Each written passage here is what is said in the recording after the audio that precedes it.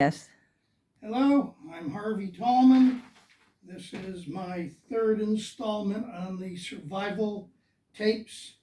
Um, we're kind of short on time today. I could talk for 24 hours and wouldn't even come close to covering what I should cover. But for those of you who haven't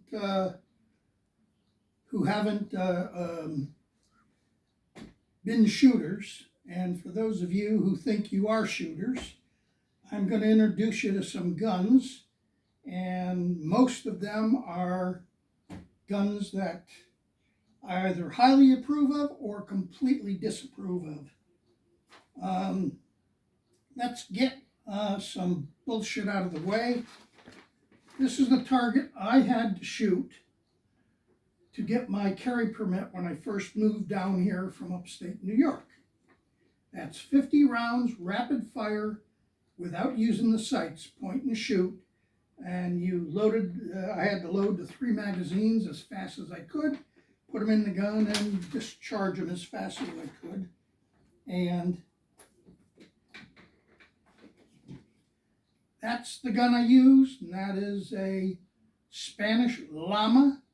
It's a 2/3 size of an actual 45, and it's in 380.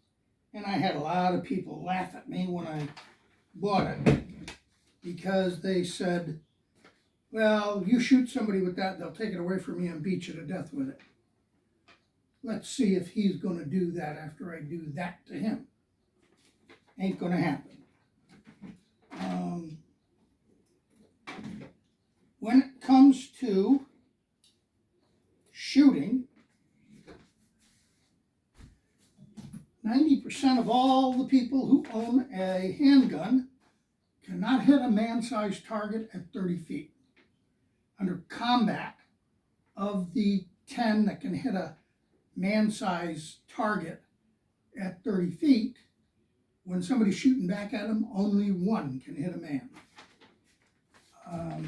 Handguns were originally designed to be used at point blank and were originally designed as a last-ditch effort to stay alive. Now, I'll show you some stuff here. M1 carbine. This is sexy as all hell. And they ran around the battlefields of Europe and Africa Europe and South Pacific with these. And to be quite honest with you, at 30 feet, they're all right. At 50 feet, they're somewhat effective. At 100 yards, you better hit them 7 or 8 times, because in the Pacific, they found out that Japanese that were hit as many as 12 times were still coming at them with a samurai sword in banzai charges. They weren't drugged up and they weren't whiskeyed up or anything like that. This makes a great pistol cartridge, but as a rifle cartridge, it stinks. And in fact, for the longest time, you couldn't hunt deer with this because it won't kill a deer.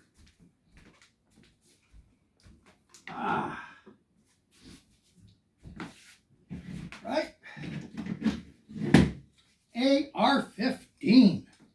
This is the Vietnam War 20-round mags, which you can only put 18 rounds in.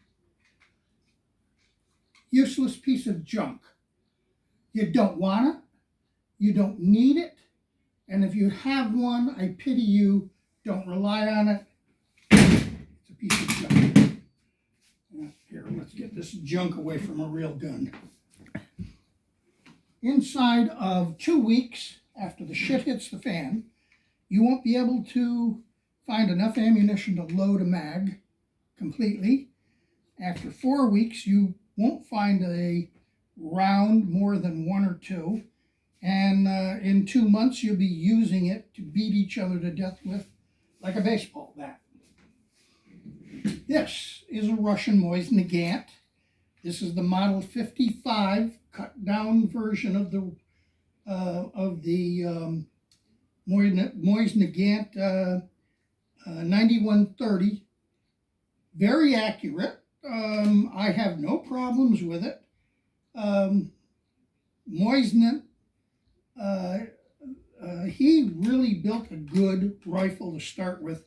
The original 91s were very accurate, but the 9130s, that were, those were the updated guns in the 30s. They kind of lost something in the translation. 5-round magazine.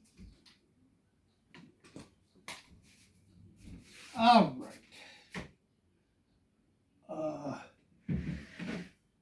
German Mauser, surrendered at the end of World War II. This one is a Czechoslovakian, or not a Czechoslovakian,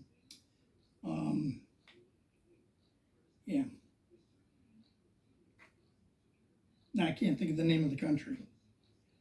Rebuild for their army after World War II. Slovakian? What? Like Slavica? No. After World War II to defend themselves against NATO. 8mm, 5-round. They're heavier than they should be. They're also somewhat subject to jamming when it comes to dirt and grime and grit.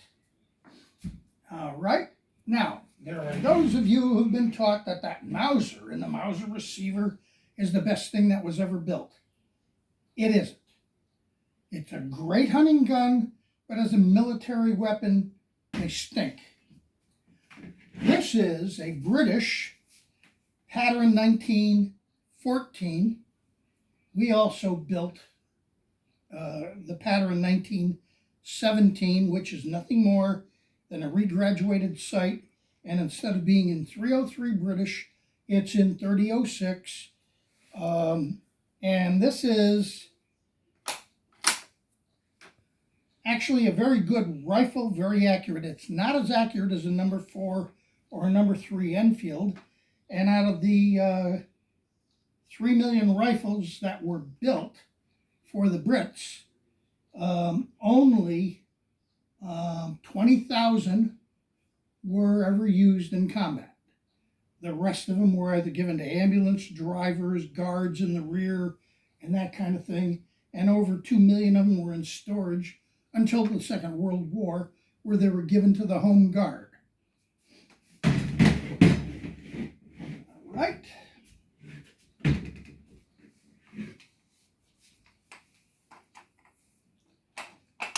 This is the number 4 Lee Enfield rifle, 10-shot detachable magazine. It is capable of hitting a target man size at 1,000 yards with iron sights. The most accurate military weapon ever built. It is idiot proof. It is very, very durable, more durable than a Mauser or anything else.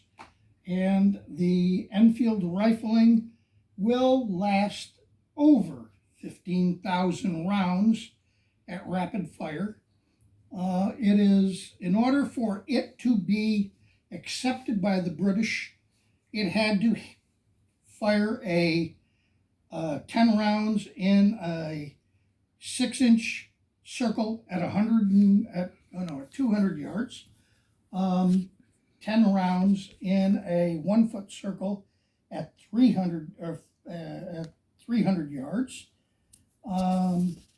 8 rounds in the same size circle at 500 rounds, or at 500 yards. You can't beat it. The 303 cartridge has 1/3 less recoil than a 3006. And in the First World War, the Americans were going absolutely nuts because they were trying to figure out why the British could hang into a firefight and some of these guys were firing 300, 400, 500 rounds of ammunition and hitting their target. And the Americans, after 30 rounds, couldn't hit a steam locomotive at 50 feet because the recoil on the 30-06 was so heavy that it was just knocking these boys all over the place. And here's the problem. In the First World War, they discovered that America was spending more money to train troops to shoot than they were spending in ammunition being fired in combat. The ratio was about 4-1. So for every 4 rounds being fired out of a 03 for training purposes, they were firing 1 round on the battlefield. And the cost was enormous.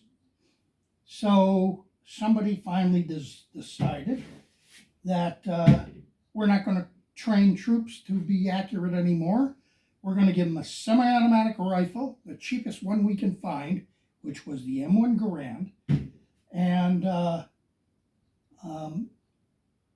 we will give them 150 rounds to teach them how to load it, how to fire it, but not necessarily accurately, and we'll turn them loose on the battlefield with all the ammo they can carry, and they can just cover the battlefield with indiscriminate firepower.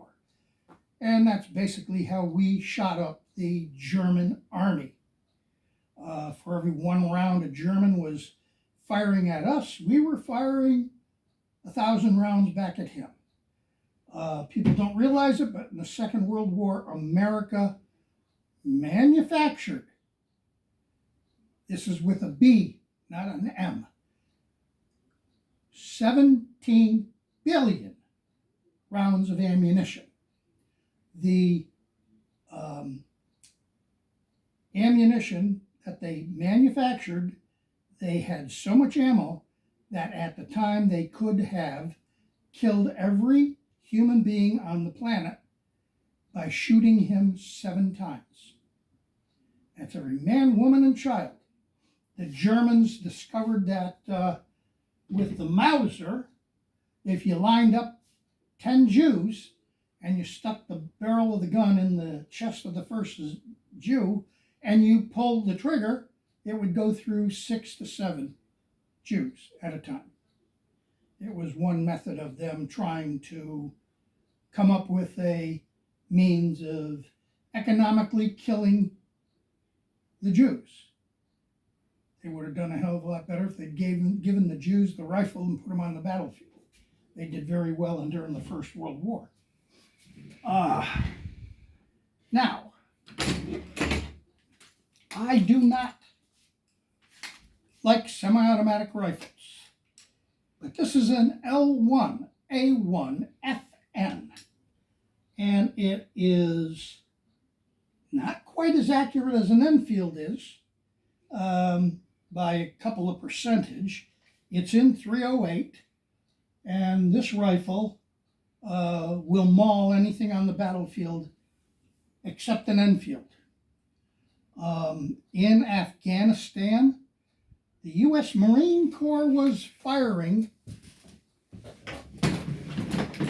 172 tons of ammunition, small arms, every day.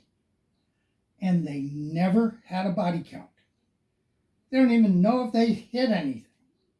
The only reason why they know they hit the ground is because the dust kicked up.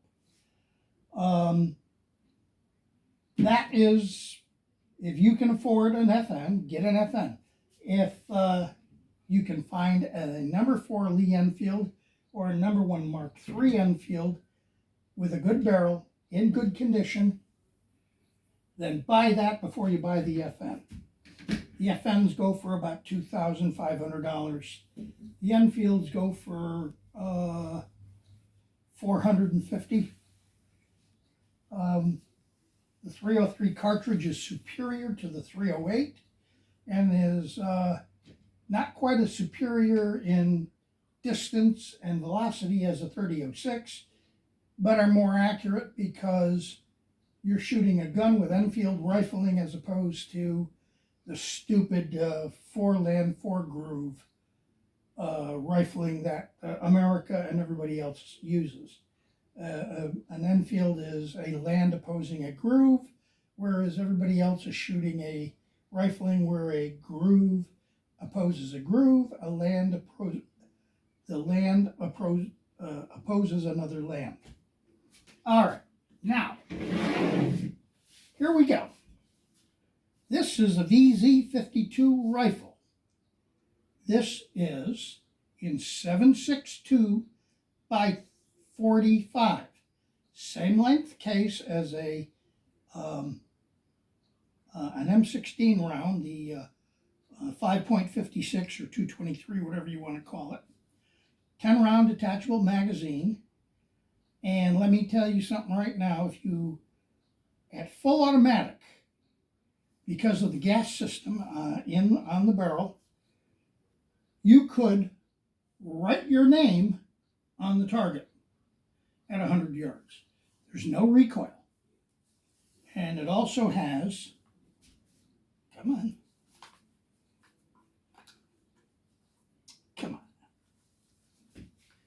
oh, I forgot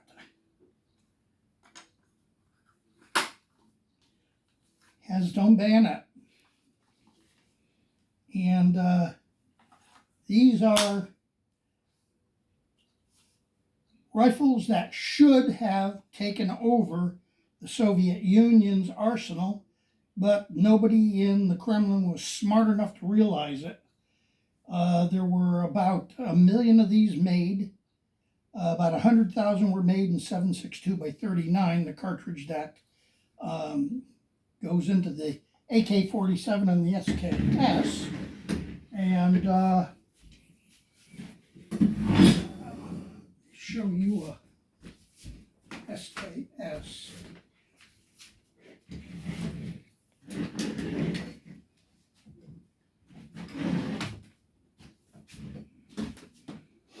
Come on.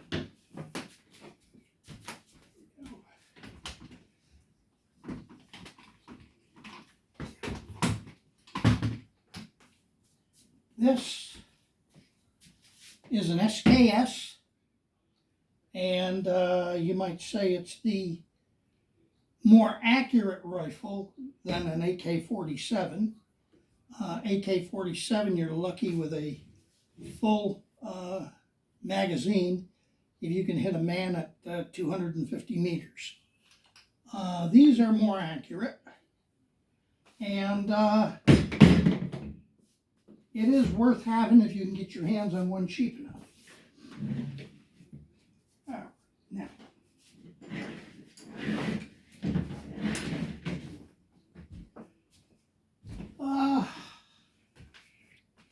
We got about 5 more minutes. well, we're not even going to get close then. So we can do a second segment on guns next Saturday? I'm going to have to, because I can't even explain the next gun going up. That's all right. So I would just have everything ready next week to set up. And then that way at 11 we can start doing it right away.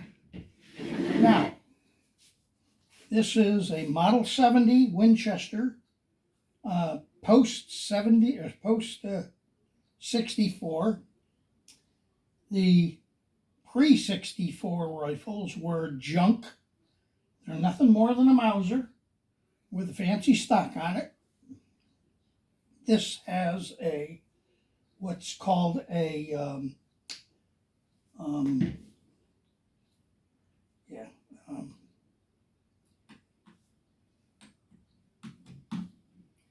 this has a special receiver. They made them in 458 and 375 H&H, and it will shoot right alongside a 30-06 to 500 yards with a 300 grain round nose flat base bullet at 2,500 feet per second. It'll take down an elephant, a rhino, a tiger. It'll take anything down in the world.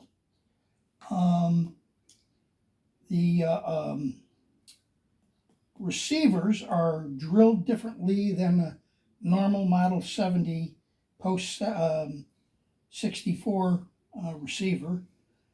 They are the most accurate rifle that Winchester ever built between 1965 and 1972. After that, the accuracy of the gun went down. I have been using that gun for deer hunting since 1968 or 67 when I got it.